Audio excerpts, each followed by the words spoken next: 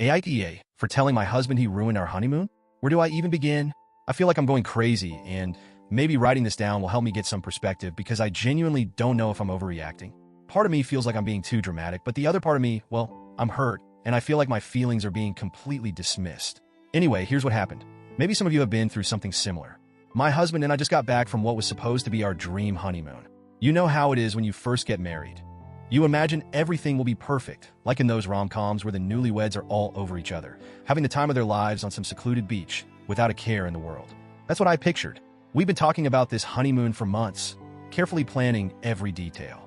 We picked a stunning location, beautiful beaches, luxurious resorts, just the two of us. I thought it was going to be the perfect way to start our married life. But it turned out to be anything but that. A few weeks before the wedding, my husband, let's call him M, started casually mentioning how it could be fun to invite his best friend and his wife to join us for a few days of the honeymoon.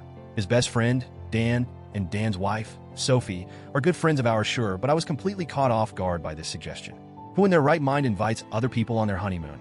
I told him right away that I wasn't comfortable with the idea. This was supposed to be our time, our trip. We'd planned for it to be romantic, intimate, and just us. I didn't want to spend my honeymoon double dating or socializing when this was the one time in our lives we should be focusing entirely on each other.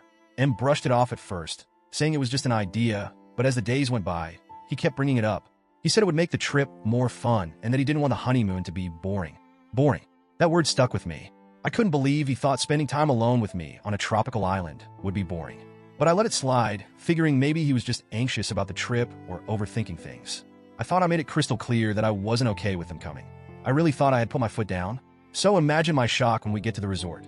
This gorgeous, dreamy place we'd both been so excited about. And there, in the hotel lobby, waiting for us, were Dan and Sophie. I froze. My heart dropped into my stomach. I was trying to make sense of what I was seeing. Why were they there? Did they just happen to book the same place? But then M, with this big grin on his face, turned to me and said, "Surprise." I invited them to join us for part of the trip, as if it was some kind of wonderful gift he had just given me. I couldn't even speak. I just stared at him, then at Dan and Sophie, who were all smiles like this was the greatest plan ever. Meanwhile, I felt like crying. I wanted to scream. I wanted to ask him why he thought this was okay when I had told him multiple times that I didn't want to share our honeymoon with anyone. But I didn't want to make a scene in front of our friends. So I smiled and hugged them, pretending everything was fine. Inside, though, I was fuming. That set the tone for the rest of the trip. We ended up doing almost everything together with Dan and Sophie. Every meal was a double date, every activity was a group activity, and there was zero alone time for just me and M. There were so many times when I tried to subtly hint that we should spend time alone, but every time I did, M would brush me off. He'd say things like, "We'll get our alone time later," or "We can do something together next time," but that time never came. Even at night, instead of cuddling and talking like newlyweds, he wanted to hang out with Dan in the hotel bar, leaving me alone in our room. I tried to make the best of it. I kept telling myself that I didn't want to ruin the mood or seem ungrateful. But honestly, I felt invisible. It didn't feel like a honeymoon anymore. It felt like a random group vacation. Then, on the last day of the trip, I finally broke down. We were all at dinner, and Dan and Sophie started talking about how we should plan another trip together soon. I just couldn't take it anymore. I blurted out, "Maybe next time, M, and I can actually have a vacation, just the two of us," in this sarcastic tone that I didn't even mean to use. Everyone went quiet, and I could feel him glaring at me, but I didn't care. That night, back in our room, I confronted him.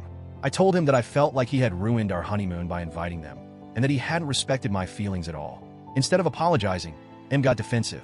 He said I was overreacting, that it wasn't a big deal, and that I should be happy we got to go on a trip at all. He even had the nerve to say, "We can always have another trip. It's not like this is the only vacation we'll ever go on." But that's not the point. This was supposed to be our honeymoon. It wasn't just any other vacation. It was meant to be special. I told him all of this, but he just shrugged it off and went to bed, leaving me feeling even more hurt and unheard. Now that we're back home, things are still tense. He keeps acting like I'm being unreasonable, and I don't know how to get through to him. I've tried explaining that it wasn't just about the trip itself, but about the fact that he didn't listen to me or respect my boundaries.